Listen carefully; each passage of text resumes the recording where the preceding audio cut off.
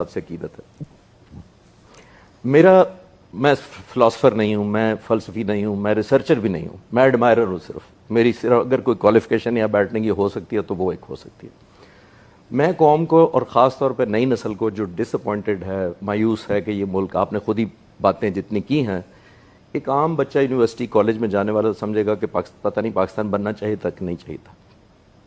میں بچوں سے کہوں گا کہ 1699 گوگل کریں, بادشاہ مسجد کی تصویر دیکھیں, اس کے سارے مینار نہیں ملیں گے آپ کو اس تصویر میں بادشاہی مسجد کے.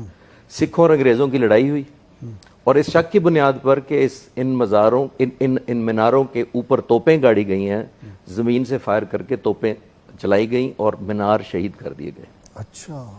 سن 1700 سے عیسوی سے لے کر تقریباً 250 سال تک نہ اذان ہوئی نہ نماز ہوئی. ہم بچوں کو کیوں نہیں بتاتے بادشاہ مسجد؟ اللہ. سکھوں نے اس کو گھوڑوں کا استبل بنا دیا, ملٹری کنٹونمنٹ بنا دیا جو دیوان خانے تھے.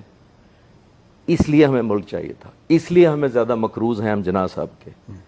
اور یہ بہت سارے بچوں کو شاید یہ معلوم ہی نہ ہو کہ 1930 میں انگریزوں نے کچھ فنڈ مقرر کیا مسلمانوں کے کہنے پر. کچھ نوٹیبلز نے کہا کہ اس کو ریکور کر لیں, تو انہوں نے ہر سال فنڈ ریکور کرنا شروع کیا. اور مسجد جو اس حالت میں آپ دیکھ رہے ہیں 1960 میں آئی تھی پاکستان بننے کے 13 سال بعد, کہ انگریزوں کو کہا گیا کہ مسلمانوں کے جذبات جو مجروح ہیں, اس مسجد کو جو شہید کیا گیا اس کو ریکور کریں. تو مینار سب سے پہلے کیے گئے, لیکن میں کہہ رہا ہوں رینوویشن, بیوٹیفیکیشن کے سینس میں اس سینس میں عرض کر رہا ہوں, اسٹرکچر نہیں کہہ رہا. ایک بات میں زیادہ جناح صاحب کی شان میں صرف مثالوں سے واضح کرنا چاہوں گا, اور کوئی کمپیرزن میں آج کل کے لیڈر کا اس لیے نہیں کر رہا. میں ایک چینل پہ بہت عرصہ پہلے گیا, بہت بڑا چینل تھا, بہت بڑی اینکر تھی. اس نے کہا میرے ساتھ 1 on 1 پروگرام کریں 1 گھنٹے کا, اور 45 منٹ جناح صاحب کی کریں گے آپ بات, اور 15 منٹ آج کے لیڈر سے کمپیئر کریں گے. میں نے کہا جی میری معذرت, میں آپ کے پروگرام میں یا شامل نہیں ہوں گا یا کسی اور کو بلا لیں کمپیرزن کرنے کے لیے, کیونکہ کمپیرزن ہے نہیں کوئی. یہ وہ شخص ہے جو سگار پیتا ہے بڑا مہنگا اور مرتے دم تک پیتا رہتا ہے. ایک دفعہ آخری دنوں میں زیارت میں تھے, کوے اور شاہین کا کوئی مقابلہ ہو سکتا ہے؟ کوئی مقابلہ نہیں. میں مثالوں سے ثابت کرنے کی کوشش کرتا ہوں. آخری دنوں میں زیارت میں تھے, نڈھال رہتے تھے اور زیادہ تر نیم بے ہوش رہتے تھے, بات بھی نہیں پورا دن کر سکتے تھے کمزوری کی وجہ سے اور بیماری کی وجہ سے. تھوڑے سے فریش تھے, لان میں بیٹھے ہوتے, اے ڈی سی کو بلایا, اس کو کہتے ہیں میرا سگار کا بل لے کے آؤ.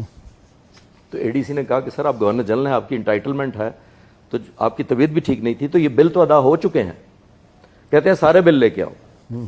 سارے بل منگوائے گئے, ذاتی چیک بک سے بل کاٹا, اور انگریزی میں کہا, میں اردو میں بتاتا ہوں, انہوں نے کہا سگار پینا بری عادت ہے اور میری قوم میری بری عادتوں کا خرچہ کیوں اٹھائے. آخری دنوں میں کھانا پینا چھوڑ دیا بھائی صاحب. حضرت یہاں باتھ روم وہ دیکھیں نا, کہ جب وہ پہلی کابینہ کی میٹنگ ہوئی تو انہوں نے کہا جی کہ وہ چائے اور فلانا, تو انہوں نے کہا یہ گھر سے ناشتہ نہیں کر کے آتے, گھر سے نہیں پی کے آتے چائے. ایک اور میں صرف ایڈ کر دوں, گورنر جنرل وہ ہے جس نے پاکستان بنایا ہے, یہ ذہن میں رکھیے گا, آج کا گورنر نہیں ہے. نہیں. آخری دنوں میں کھانا پینا چھوڑ دیا.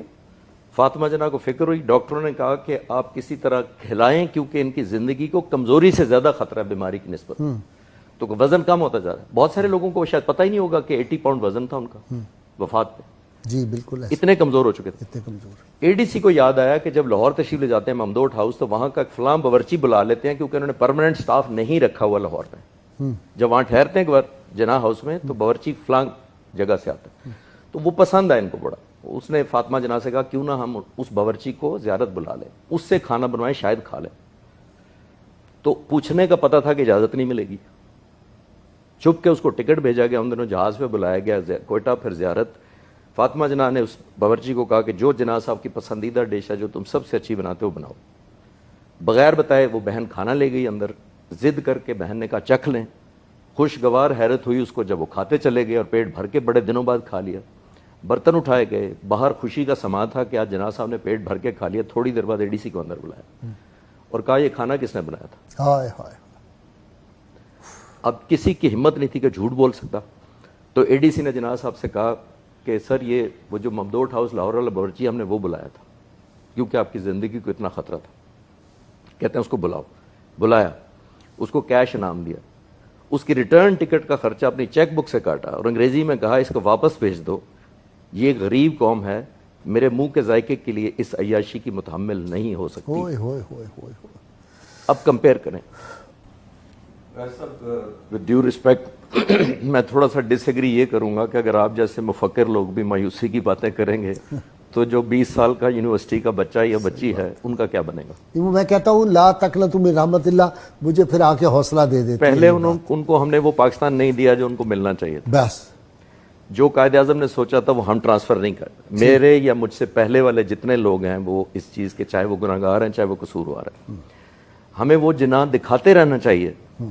और वो मैं किसी पैगंबर की बात नहीं कर रहा, किसी वली की बात नहीं कर रहा, मैं किसी सेंट की बात नहीं कर रहा, मैं 75 साल पहले एक आम आदमी की बात कर रहा हूँ। जो शख्स जिसको जो मर्जी लिबादा बना दे, क्योंकि उसको मैच करना मुश्किल है इसलिए हम उसको दिखाना नहीं चाहते।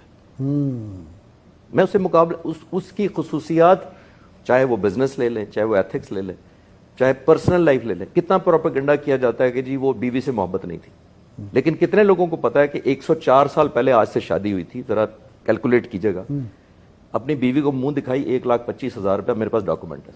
अल्लाह अकबर। 1,001 रुपया 104 साल पहले, हकमहर डॉक्यूमेंटेड। ये वो शख्स है, मैं अर्ज करना चाह रहा हूँ, अता रबानी एडीसी थे एयरफोर्स की तरफ से, उनके साथ रजा रबानी के वाले अपनी किताब में लिखते हैं कि बड़ी ईद 25 अक्टूबर 1948 को हुई, छोटी 3 दिन बाद हो गई थी। बड़ी ईद जब हुई तो कहा कि कोई रास्ता नहीं मेरे लिए रुकवाना, जहां जगह मिलेगी मैं नमाज पढ़ी। और इंपॉर्टेंट बात यह है, हम कहते हैं जी वो तो सेकुलर मजहबी, इस पर ज्यादा बातें हो चुकी, मैं करना नहीं चाहता, लेकिन एडीसी लिखते हैं कि वापसी पे कहा कि रास्ता तब्दील करके घर जाएंगे, सुन्नत है। अल्लाह अकबर। ये कितने लोग पता पढ़े नाम? अल्लाह अकबर, अल्लाह अकबर। ये अगर कोई शख्स को यहां तक मालूम है कि रास्ता बदल के जाना सुन्नत है नमाज के बाद, ईद की नमाज के, यौम आशूर किंग की दावत जो थी वो कहा कि मैं नहीं आ सकता उस दिन, जी बिल्कुल दावत ठुकरा दी उस दिन।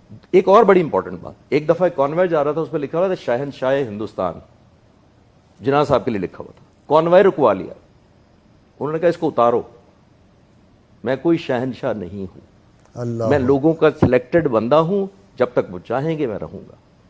ये विरासत की हम बातें जो कर रहे होते हैं, हम जब बात कर रहे होते हैं तो हमें ये देखना चाहिए कि उसूल क्या थे।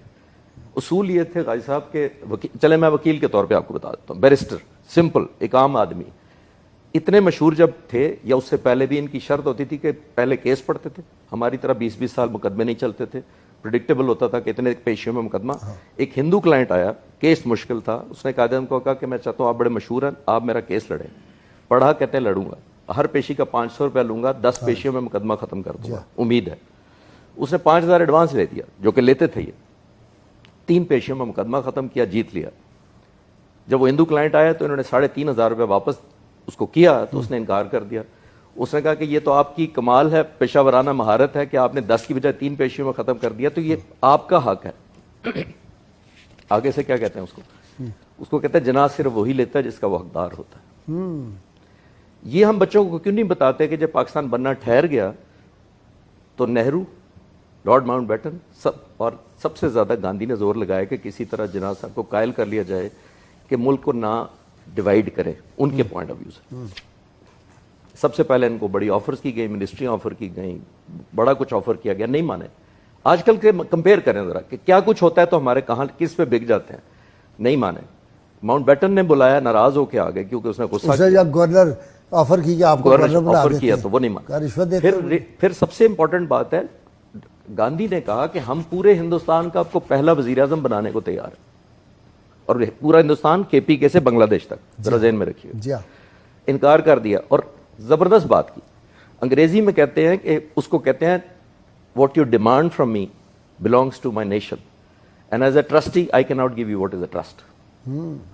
इतबार नहीं बेचा, और जाहिर अगर इतबार बेच देते तो आज हम उनको मोहम्मद अली जिन्ना जरूर याद रखते, the first prime minister of all India. फिर आशिक़े रसूल देखे ना कि उसका जो गाजी इल्मुद्दीन शहीद का मुकदमा लड़ा, कभी कायदे में गलत मुकदमा लड़ा है? कभी नहीं लड़ते, तो पहले पढ़ते थे जब तक यकीन ना हो जाए। और ये कहना कि मैं ये ख्वाहिश है कि जब मैं रसूलुल्लाह की बारगाह में जाऊं मैदान हशर में तो कहा जाए कि well done Mohammad Ali. Yes, यानी ये जिस बंदे के जज्बात हों और जो एहसासात हो, और जिसको रसूलुल्लाह सल्लल्लाहु अलैहि वसल्लम की ज़ियारत हुई हो, उनसे पूछा गया उसके बाद वो सेकुलर उसको कहना, उनसे पूछा यह गया था कि मिस्टर जिन्ना आप इतने अमीर हैं और इतने वेल ऑफ हैं और आपकी सेहत भी इतनी अच्छी नहीं है, तो ये क्यों इतनी भागदौड़ कर रहे हैं एक आज़ाद मुल्क के लिए? تو انہوں نے تب یہ جواب دیا تھا کہ میں چاہتا ہوں کہ جب اس زندگی کے بعد اللہ تعالیٰ کے حضور پیش کیا جاؤں تو مجھے اللہ تعالیٰ صرف یہ لفظ کہہ دے، ویل ڈن مسٹر جناح. تو ایک شخص کی یہ موٹیویشن ہو. میں صرف بچوں کو بتانا چاہتا ہوں کہ مایوسی اس لیے نہ کریں کہ یہ وہ گورنر جنرل تھا جو رات کو لائٹیں آف خود کرتا تھا. ابو الحسن اصفہانی پہلے ایمبیسڈر تھے امریکہ میں ہمارے، وہ کہتے ہیں پاکستان آزاد ہونے کے 14 دن بعد وہ ملنے گئے قائد اعظم سے، میٹنگ ختم ہوئی، کمرے سے نکل لائٹ آف کر دی، گلی سے گزرے لائٹس آف کرتے جا رہے. تو اصفہانی صاحب نے جناح صاحب سے کہا کہ یہ جناح صاحب یہ تو گورنر جنرل کا گھر ہے، یہ تو لائٹیں جلتی رہنی چاہیے. تو قائد اعظم نے جواب دیا اسی لیے تو بند کر رہا ہوں کہ یہ لوگوں کے پیسوں سے جل رہی ہیں. اور میں یہاں سیڑھیوں پہ کھڑا ہوں، جب تم سیڑھیوں سے اتر جاؤ گے تو سیڑھیوں کی لائٹ بھی بند کر.